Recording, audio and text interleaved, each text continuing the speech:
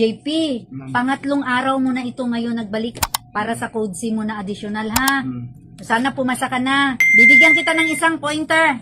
Malay mo, maglabas doon mamaya, ha? Meron ka ng isang tamang sagot. Konti na lang na, kembot na lang, ha? Makapasa na tayo. This is your third time sa code C. So, ang tanong ko, eto. Ilang segundo ang nararapat na layo ng isang bus o heavy commercial vehicle sa kanyang sinusundan sa normal nitong bilis?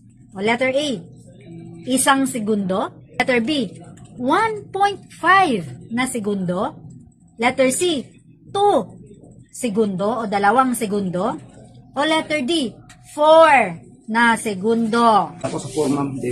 Letter D, 4 seconds. Kasi ang ating braking distance at saka stopping distance nagbabago, lalo na kung malaki yung sasakyan na dala natin, mabigat yung sasakyan na dala natin, hindi tayo makakahinto agad pag-apply agad ng brake. 4 seconds. Para meron tayong ample time na kung bigla siya nagkaroon ng sudden brake sa harapan, may allowance pa tayo na makahinto tayo na hindi natin matumbok ang puwet ng sasakyang nasa unahan.